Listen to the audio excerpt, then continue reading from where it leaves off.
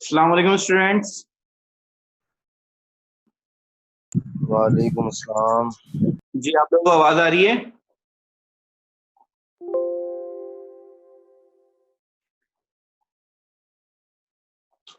अस्सलाम वालेकुम सर। जी आ रही है आवाज। वालेकुम अस्सलाम। ओके ओके जी। अभी थोड़ी देर पहले मैंने आप लोगों को एक ऑडियो मैसेज भेजा है और सबसे ज्यादा जो इम्पोर्टेंट चीज है वो ये है बेटा कि अभी हमारे पास टाइम नहीं है। 3 क्लासेस तो ऑफिशियल मेरी हैं, आज आपके साथ है और उसके बाद next Monday Tuesday, and between the gap of the classes मैं 2 से 3 ऑडियो रिकॉर्ड्स आपको भेजूंगा और उनकी मदद से हम जो है अपनी अगली क्लासेस को मेंटेन करेंगे और अपने कोर्स को मुकम्मल करेंगे।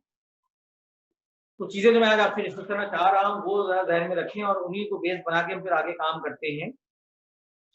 देखें, वर्ल्ड के जो क्वेश्चंस हैं, जिस तरह से पेपर में सवाल आते हैं, तो उसमें एग्रीकल्चर से आता है, कमर्शियल एक्टिविटी से आता है और आता है इंडस्ट्री से, जो हम लास्ट टाइम टॉपिक को कवर कर रहे थे। इंडस्ट्रीज में और एग्रीकल्चर में जो चीज हमने कर ली है उनकी बेसिस पे हम कुछ और चीजें आपके साथ शेयर करने जा रहे हैं।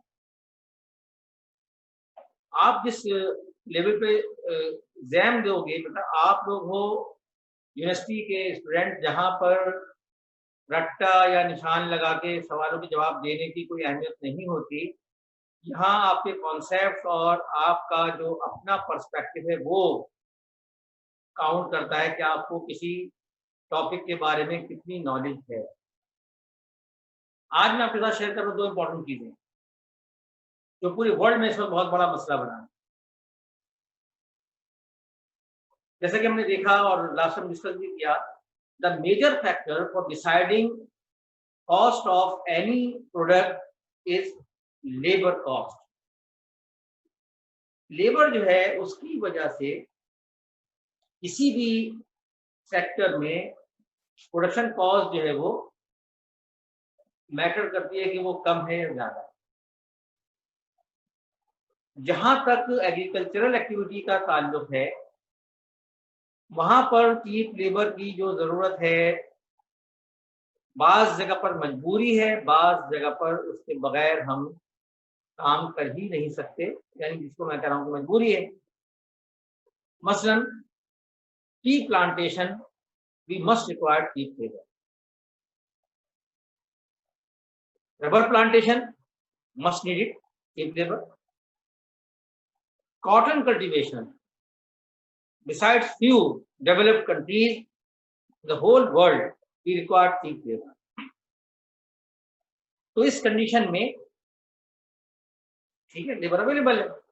अब प्रॉब्लम क्या आ रही है और कहाँ कहाँ पे प्रॉब्लम्स आ रही है? कि जितने भी डेवलप कंट्रीज हैं वो तो मैकेनाइज्ड फार्मिंग पे चले गए, उसके बावजूद जिस तरह का स्ट्रक्चर टी प्लांट्स का है, जैसे कि हमने डिस्कस किया था कि टी जो है वो माउंटेनस, वो हिल स्लोप पर होती है, तो वहां पर जाहिर है कोई स्ट्रक्चर नहीं है, वो तो नेचुरल प्लेस पर वो टी के बागात बने हुए हैं। वहां पर पिचिंग के लिए आपको जरूरत है चीप लेबर।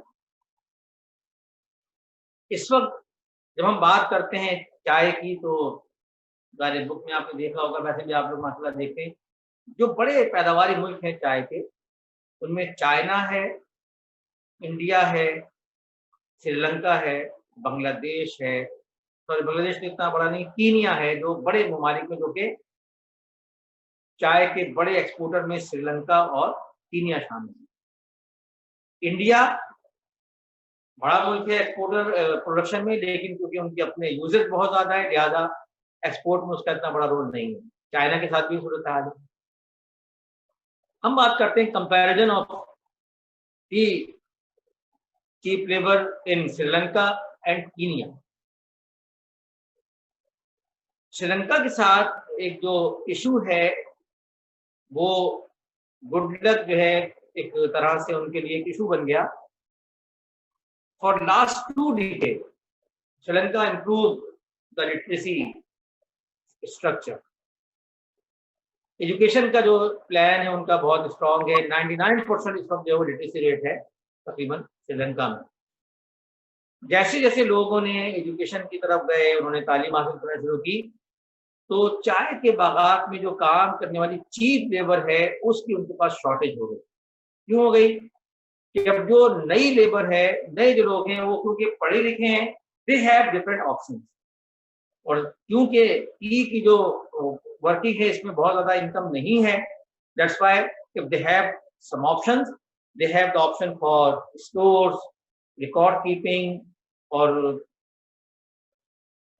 स्टॉक बॉय, इस तरह के उनके पास स्टॉक बॉय और गर्ल्स। तो जब उनके पास ये ऑप्शंस हैं तो वो क्यों चाय के बागात में जाके काम करेंगे? तो ये एक इशू आ रहा है श्रीलंका के साथ, बहुत ही ज़्यादा उनके लिए कंफ्यूजिंग है। लेकिन वो परेशान हैं, उसकी वजह ये है कि स्टिल ये इशू इंडिया या कीनिया के साथ नहीं है। कीनिया गरीब मुल्क है, कीनिया के पास अब भी चीप लेबर अबंडेंस मौजूद है, ठीक-ठाक है, तो वो तो अपने प्राइस पे उनको इशू नहीं आ रहा। श्रीलंका इस मामले में डिस्टर्ब हो गया कि चाय की उसकी बड़ी पैदावार है, यही चीज़ उसके साथ रबर के साथ हुई। रबर की पैदावार जो है अब वहाँ से शिफ्ट हो रही है, इंडोनेशिया बड़ा मुल्क है, ताइवान बड़ा मुल्क है, वियतनाम ने जो है काम किया। तो अब क्या हो रहा है? टी में उनके पास ऑप्शन नहीं है क्योंकि टी के बागात जिस तरह से बने हुए वहाँ पे उनका हो ही नहीं सकता। अब रबर पे वो क्या कर रहे हैं? वो रबर के ट्रीज को रिप्लेस कर रहे हैं पाम ट्री से, पाम ऑयल के लिए, क्योंकि उनको पता है कि पाम ऑयल में रोजाना की जरूरत नहीं है, साल में एक मरतबा जो है वो उनको चाहिए होगा, जो भी प्रोडक्ट है जो उसकी क्रॉप है, तो इसलिए जो है वो वहाँ तो शिफ्ट कर रहे हैं। लेकिन चाय में उनके साथ इशू है, उनकी लेबर आहिस्ता-आहिस्ता कम हो रही है, जो कि उनके लिए एक तो बहुत बड़ा इश्यू है, क्योंकि बहरहाल टी जो है उनका एक बहुत बड़ा फॉरेन रिज़र्व्स के हवाले से उनका बहुत बड़ा सोर्स है। तो ये एक चीज़ मैंने शेयर की जो बहुत कॉमन है, और ये तो 1-2 मिसालें बात करते रहेंगे तो खत्म ही नहीं होगी और मुख्तलिफ एग्ज़ाम्पल्स हमारे सामने आती चली जाएँगी। अब हम चलते हैं इंडस्ट्रीज़ की तरफ। इंडस्ट्रीज़ जो हैं, जैसा कि हमें और आपको पता है कि इंडस्ट्री का मतलब है सेकेंडरी एक्टिविटी। इंडस्ट्री का मतलब है वो एक्टिविटी जहाँ हम मैन्युफैक्चरिंग करते हैं, कंस्ट्रक्शन करते हैं और अवेलेबल गुड्स से नई चीज़ें बनाते हैं, ठीक है? तो यहाँ हमारे पास क्या इशू है? इंडस्ट्री में हमारे पास जो इशू है, उस इशू में सबसे बड़ी चीज़ जो हमें देखनी चाहिए, देखिए अब इंडस्ट्रीज़ 2 तरह की हैं।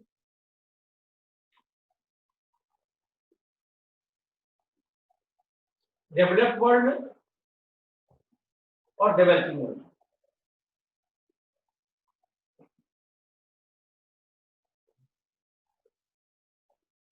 डेवलप्ड वर्ल्ड की जो इंडस्ट्रीज़ हैं, वहाँ पर सबसे बड़ा एडवांटेज उनके पास हाई टेक इक्विपमेंट हैं, लेटेस्ट टेक्नोलॉजी है, अपडेटेड नॉलेज के साथ वो काम कर रहे हैं इस डेवलप्ड वर्ल्ड में। तो वहाँ पर 2 चीज़ें हैं, एक तो ये कि उनको रिक्वायरमेंट ऑफ लेबर उनकी कम होती चली गई।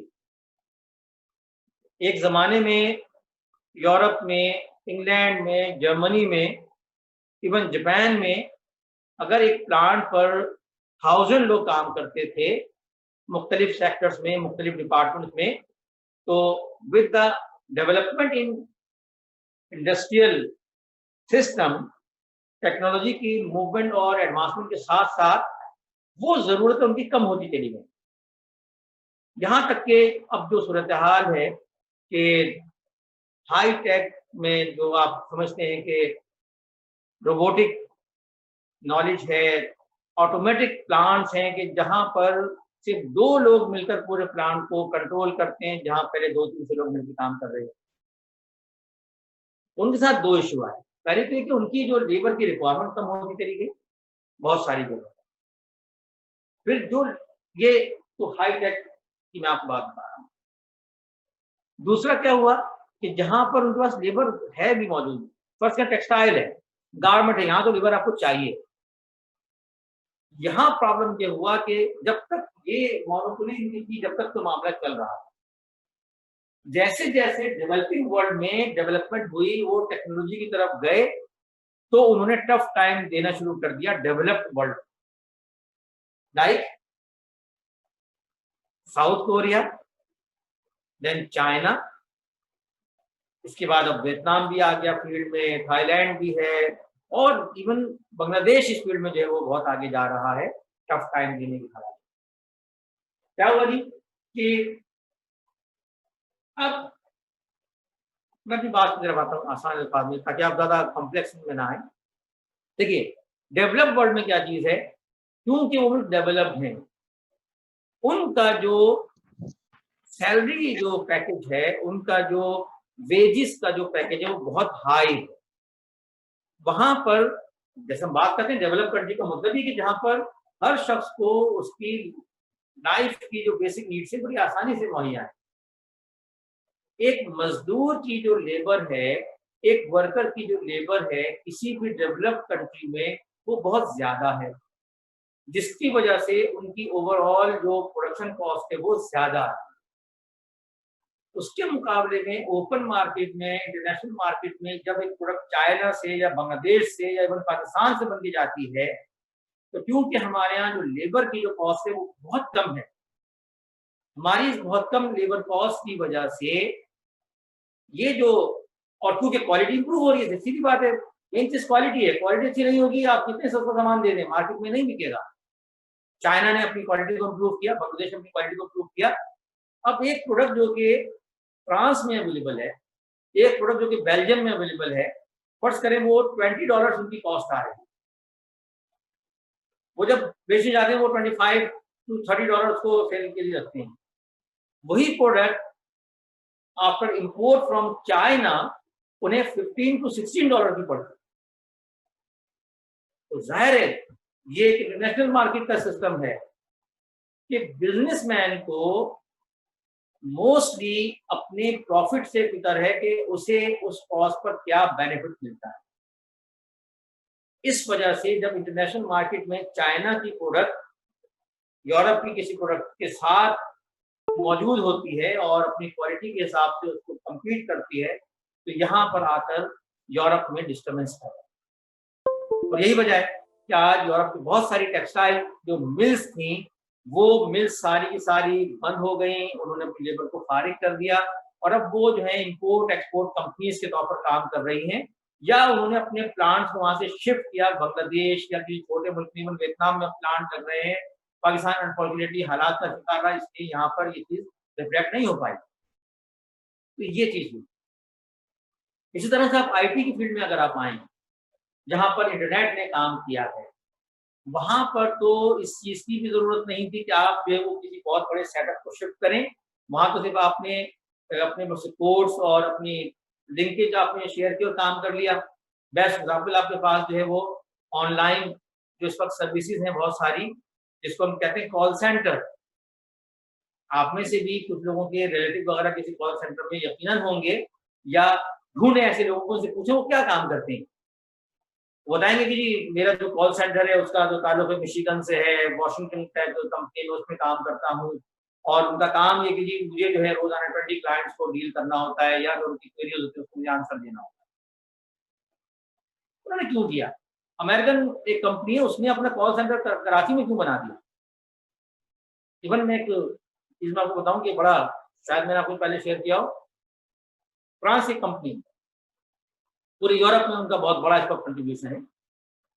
वो जो है उन्होंने अपने कॉल सेंटर पाकिस्तान में और मुख्तलिफ जगहों पर बनाए हुए हैं, ट्रेन लोग उन्होंने अपने पास। उनका जो सेंसर सिस्टम है उतना स्ट्रांग है कि जब उनको कोई उनका क्लाइंट कॉल करता है, उसकी कॉल करने के बाद वो फौरन जज करते हैं, 1 सेकंड या 2 सेकंड में वो इसको जज करते हैं। मुझे पूरा उसका स्ट्रक्चर तो शायद अभी मैं नहीं बता पा रहा आपको, लेकिन मैं इसको आपको बताऊंगा कि इसको आप जरूर पढ़ें, बड़ा इंटरेस्टिंग लगा मुझे, मैंने इसको पढ़ा था। वो उसका एक्सेंट सर्च करते हैं,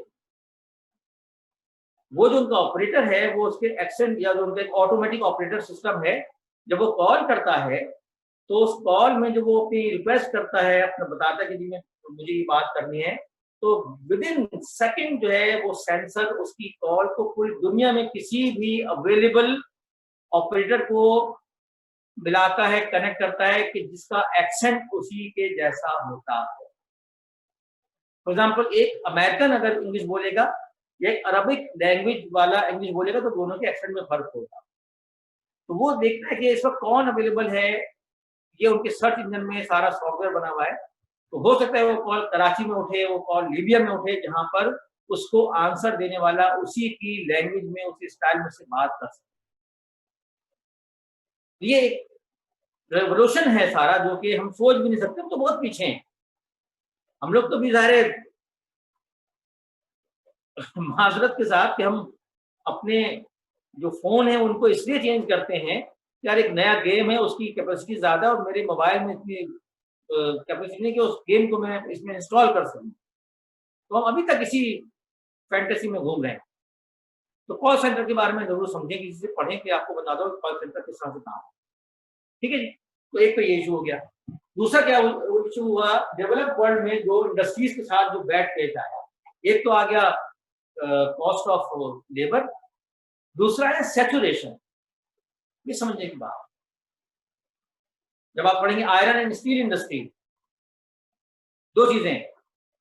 इंडिया ने बहुत तेजी से तरक्की की, इंडिया के पास बहुत ज्यादा इसके रिजर्व्स हैं। इंडिया आयरन स्टील इंडस्ट्री में आया, बेहतरीन आयरन जो है वो चीप कॉस्ट में प्रोवाइड कर रहा है, चाइना प्रोवाइड कर रहा है। अब फ्रांस या बेल्जियम या और जो ममालिक हैं जो इसके मास्टर हैं बनाने के, उनके पास एक सबसे बड़ा इशू क्या आया, उनकी लोकल डिमांड आहिस्ता आहिस्ता करके कम होती चली। जाहिर वो कंट्री डेवलप इसलिए है कि उनके पास सारे इंफ्रास्ट्रक्चर बन चुका है, सारी इमारतें, मैक्सिमम चीजें वो कर चुके हैं। अब उनके पास एक रूटीन की डिमांड है, वो हाई डिमांड जो होती है, जैसे पाकिस्तान में वो हाई डिमांड, किस चीज की डिमांड है? Government announce construction of dams. एक डैम में millions of ton iron bar चाहिए होते हैं, मिलियंस ऑफ केजीज और टन जो है वो सीमेंट चाहिए होता है। तो सीमेंट इंडस्ट्री को काम मिल गया, आयरन इंडस्ट्री को काम मिल गया, कंस्ट्रक्शन वर्कर्स को काम मिल गया। यूरोप में ये सारे काम क्योंकि हो चुके हैं, इसलिए वो अपनी प्रोडक्शन के एवरेज या उससे कम लेवल पर है। फिर जब वो प्रोड्यूस करते हैं तो उनकी production cost due to labour cost, उनकी प्रोडक्शन कॉस्ट जो बढ़ जाती है, जिसकी वजह से ओपन मार्केट में तो वो कंपटीशन में आ ही नहीं पाते, क्योंकि ओपन मार्केट में बाकी जो चीजें अवेलेबल है वो ऐसी हैं जो उनको मार्केट में जमने नहीं देती। तो मेरा ख्याल है कि चीज आपको समझ में आसानी से आ रही होगी। आज का जो हमारा टॉपिक है थोड़ा डिफरेंट है, ये आपको कंसेप्ट आपको दे रहा है कि हम चीजें कर कैसे रहे हैं। अब तीन चीजें आपके सामने आ गई। एग्रीकल्चर में क्या इशू आ रहा है, सेकेंडरी जो इंडस्ट्री है उसमें की लेबर का इशू कहाँ पे आया, कैसे चाइना ने इंटरेक्ट करके कोप किया और इन्वेट किया या इन्वॉल्व हो गया पूरी यूरोप और अमेरिकन इकोनॉमी में। आप इससे अंदाजा लगा लेंगे पूरी दुनिया में जितनी प्रोडक्शन होती है, मोर देन 20% जो है वो चाइना प्रोड्यूस करता है। 20% से ज्यादा पूरी दुनिया की प्रोडक्शन जो है उसमें चाइना इन्वॉल्व है। तो जाहिर है, और वो मैक्सिमम जो चीजें बना रहा है वो अपने लिए नहीं बना रहा, वो बनाता ही इसलिए कि उसको वो चीजें जो है वो एक्सपोर्ट करनी होती है। डेफिनेशन चेंज कर दी चाइना ने बहुत सारी चीजों की, ये आप लोग ऐसा समझेंगे। ठीक है, तो एक बात हमारे सामने ये हो गई। तो हम एक और बात आपके साथ शेयर कर लें, फिर इसको हम वाइड अप करते हैं, एक और छोटा सा टॉपिक वो हम करते हैं। वो ये है जी कि सर्विस सेक्टर जो है हर जगह पर जहां भी दुनिया में बिजनेस हो रहा है, सर्विस सेक्टर की बड़ी इंपॉर्टेंस। जितना ज्यादा लोग सर्विस सेक्टर में इन्वॉल्व होंगे उतना ही ज्यादा वो मुल्क ग्रो करेगा। लेकिन ये ट्रांजिशन का प्रोसेस है। ये ट्रांजिशन का प्रोसेस क्या है? ये है primary to secondary to tertiary. अगर आप कोई भी कंट्री अगर इस प्रोसेस से है कि पहले उसका प्राइमरी सेक्टर एस्टैब्लिश था, उसने अपने सेकेंडरी सेक्टर को प्रमोट किया, ये सेकेंडरी सेक्टर जो है ये सपोर्ट करता है दोनों तरफ, तो उसके बाद टर्शरी सेक्टर जो है इन्वॉल्व। जिस मुल्क में टर्शरी सेक्टर में ज्यादा वर्कर काम कर रहे होंगे उनकी पर कैपिटा इनकम भी बहुत ज्यादा होगी। ये बात हम पहले भी आपसे डिस्कस कर चुके हैं, और मेरे लेक्चर्स हैं डेवलप और डेवलपिंग का जो लेक्चर उसको एक बार फिर देखिए, वहां से आपको इसके बहुत सारे आंसर मिलेंगे। तो ठीक है, ये प्रॉपर सेटअप है। जो कंट्रीज इसको फॉलो नहीं करते वो तरक्की नहीं कर सकते। अनफॉर्चुनेटली पाकिस्तान में भी यही पोजीशन बनी कि पाकिस्तान में हमारा इंडस्ट्रियल सेक्टर है, इस सेक्टर को हमने क्वेश्चन मार्क किया, हम इस सेक्टर को डेवलप नहीं कर पा रहे। हम इस कोशिश में हैं कि प्राइमरी से जंप करके हम टर्शरी पे चले जाएं, जो कि पॉसिबल नहीं है, राइट। होता क्या है कि जब आपका सेकेंडरी सेक्टर डेवलप होता है, सबसे ज्यादा जॉब जो प्रोवाइड करता है वो सेकेंडरी सेक्टर प्रोवाइड करता है इनिशियल स्टेज पर डेवलपिंग कंट्रीज में। यहाँ से जो डेवलपमेंट होती है, ये डेवलपमेंट, ये मशीन सपोर्ट करती हैं आपके प्राइमरी सेक्टर को भी, फिर यहाँ से लोग शिफ्ट होते हैं टर्शरी सेक्टर में, वो इस्टेब्लिश होते हैं, उनका जो मेंटल लेवल है वो मैच्योर होता है, वो आसानी आकर के यहाँ पे काम करते हैं, परफॉर्मेंस होते हैं। हमारे चीज डिस्टर्ब होगी है। ये चीज आपके साथ मैंने शेयर की। बुक में जो टॉपिक है, आई थिंक चैप्टर नंबर 9 है, sorry chapter number 8.5 human resources. बहुत ही आसान चैप्टर है, उसको आप पढ़िएगा। मैं सिर्फ थोड़ी सी आपको एक चीज आपके साथ शेयर कर दूं, बाकी सब कुछ में। What is human resource? Human resource is the manpower available to perform a job. किसी काम को करने के लिए जो लोग अवेलेबल है, ह्यूमन रिसोर्स है। Then we have a basic term HRM, human resource management. What is human resource management? Human resource क्या चीज है कि जी वो मेन पावर जो आपके पास काम करने के लिए अवेलेबल है, और human resource management is the best utilisation of available human resource. Again, what is human resource management? Human resource management is the best utilisation of available human resource. क्या मतलब हुआ? आपकी क्लास में मुख्तलिफ स्टूडेंट्स हैं, कुछ स्टूडेंट बहुत sober हैं, कुछ जॉली हैं, कोई मजाक करता है, कोई संजीदा रहता है।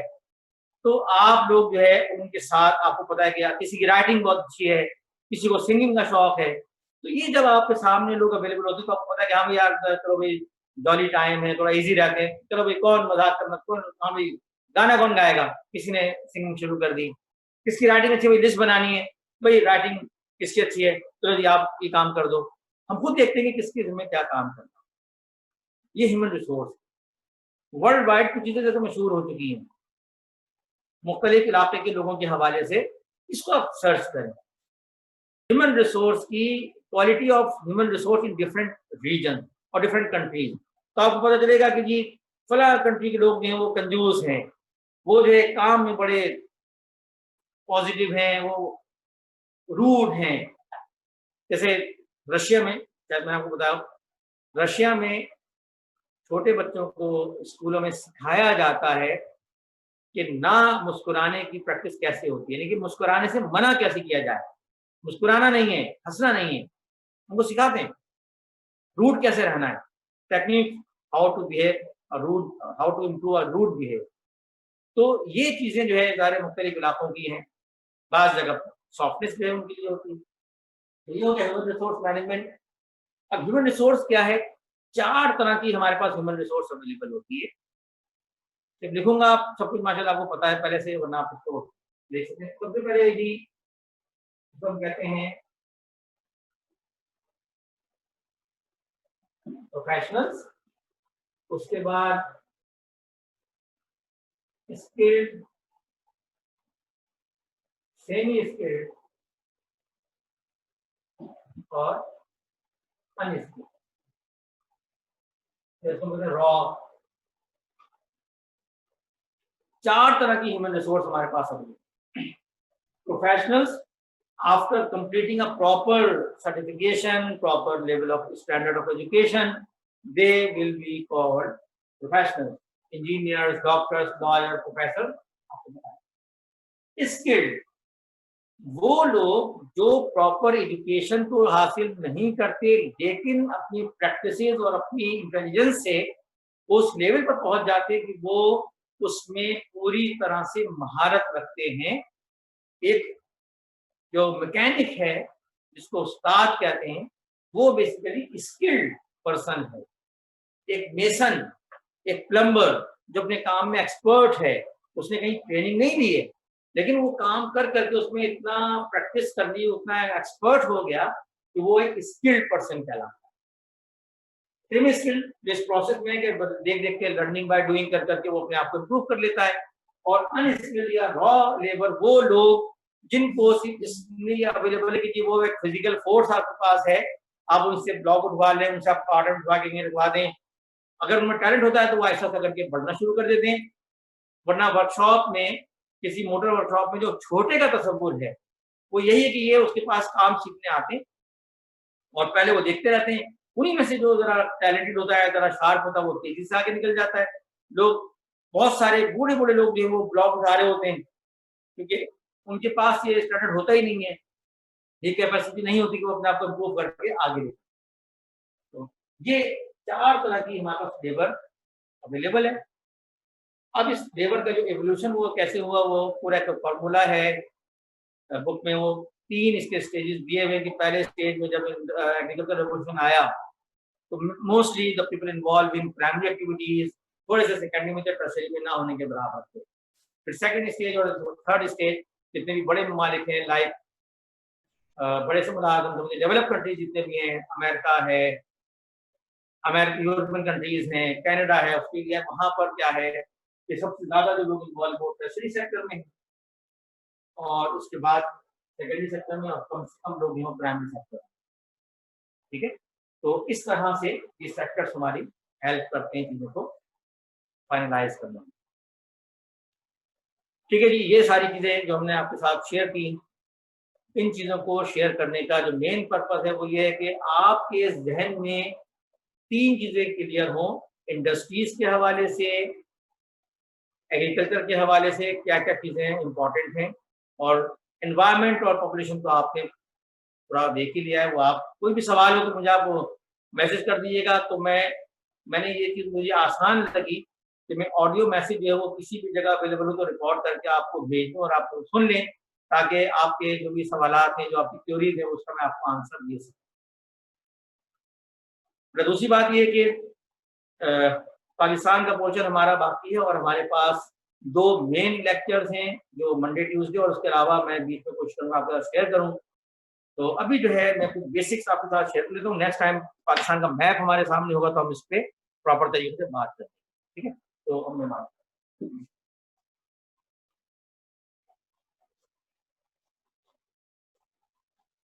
अभी मेरे ख्याल में शायद 7-8 मिनट बाकी होंगे इस क्लास को देखने।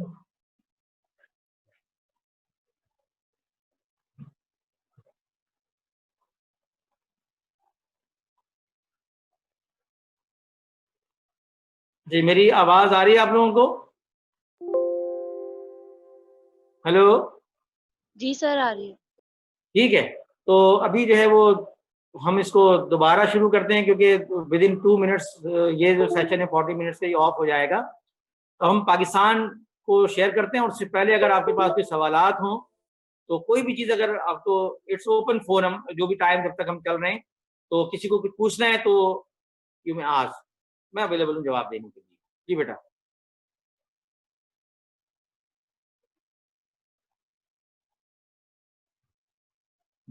किसी के पास कोई सवाल नहीं है? एक सवाल मैं सिर्फ आप लोगों से कर लूं, मैंने बड़े खुल के नंबर दिए हैं आप लोगों को मिड टर्म में, सिवाय उन बदनसीब बच्चों के जो देख कर भी सही नहीं कर पाए। तो अब क्या करें, ये उनको सोचना पड़ेगा। तो बहरहाल एक आध नंबर का फर्क आया है, और कुछ बच्चों के असाइनमेंट बड़े जबरदस्त थे। 2 असाइनमेंट, एक असाइनमेंट ऐसा जिसपे नाम नहीं लिखा हुआ है, तो मैं जरा आपके सामने भी वो दिखाता हूँ, तो आप मुझे बताइएगा कि कौन है जो अपने वो रजिस्टर के पेजेस पर हैंड रिटन एक है, और उस पर उनका कोई नाम नहीं है, तो मैं उसको मार्क्स नहीं दे पाऊंगा। मैं आपको दिखाता हूँ अभी, ताकि आप लोग बता सकें किसका है वो।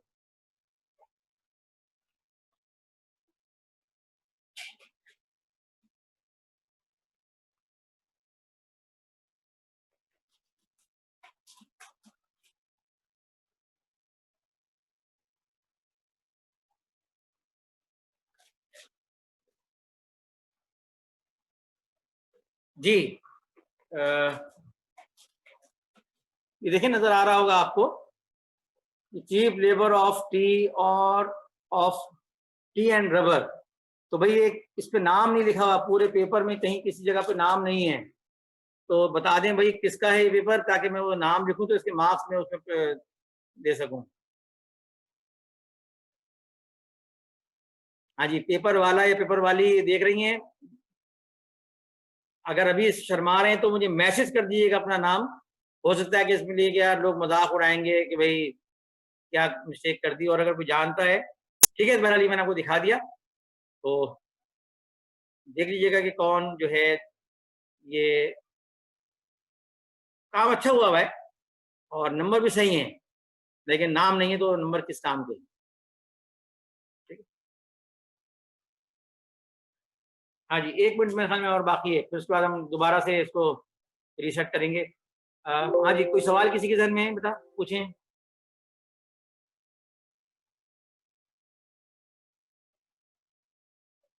कोई सवाल किसी के जहन में नहीं है?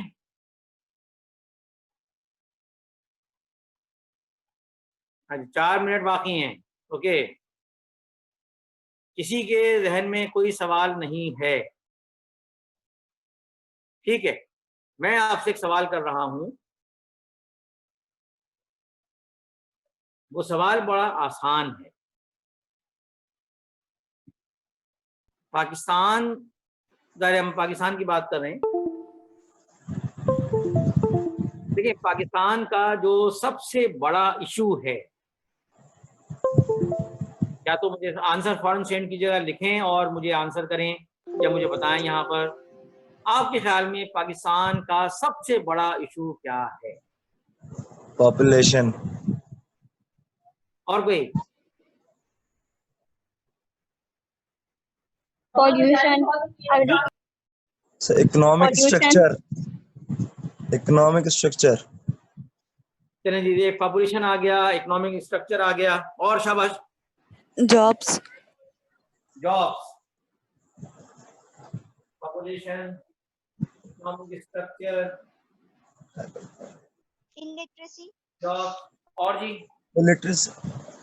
Illiteracy. और बताएं। गुर्बत। पॉवर्टी। चलें पॉवर्टी। Yes sir. यार, तो एक बताओ ना सबसे बड़ा, तुम एक एक करके बताए चले आ रहे हो। देखिए, what to think the most important problem in Pakistan, बहुत सारी है, आप क्या समझते हैं कौन सा सबसे important? Pollution. Pollution. Political system. Prime minister.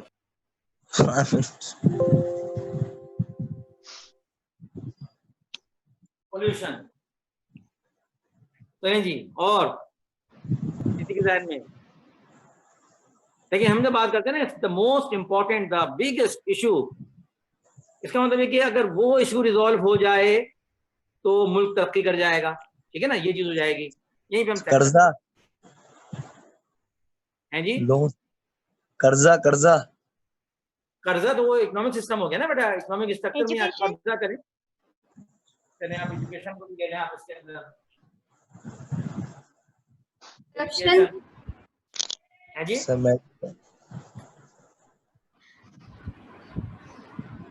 अब चलें जी, इन्हीं को डिजाइन करते हैं कि कैसे। पॉपुलेशन की हम जब बात करते हैं, देखिए पाकिस्तान में अगर पॉपुलेशन है तो इंडोनेशिया में बहुत ज्यादा पॉपुलेशन है, हमसे ज्यादा बड़ा मुल्क है और बहुत कम जगह में ज्यादा लोग रहते हैं, लेकिन हमसे गरीब मुल्क था और तरक्की करना शुरू कर दी। बांग्लादेश की आबादी हमसे ज्यादा थी, हमसे अब कम हो गई। इसका मतलब कि पॉपुलेशन मेजर इशू नहीं है, हम इस पॉपुलेशन के साथ भी काम कर सकते। इंडिया की मिसाल हमारे सामने है, चाइना की मिसाल हमारे सामने है, सबसे ज्यादा बड़ी आबादी चाइना की है, इंडिया नंबर 2 है। इसका मतलब है कि पॉपुलेशन इशू नहीं है। फिर आप आइए इकोनॉमिक स्ट्रक्चर, अच्छा जिसने भी सोचा अच्छा सोचा है।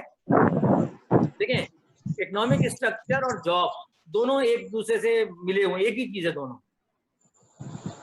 हमारा जो सबसे बड़ा इशू है, जो आप लोग समझते हैं, जो हम समझते हैं, यकीन करें वो सब चीजें जाके उसी जगह रुकती हैं, और वो है हमारा पॉलिटिकल सिस्टम। इसे हम बेसिकली अपने सब्जेक्ट में कवर नहीं कर सकते क्योंकि हमारा टॉपिक नहीं है।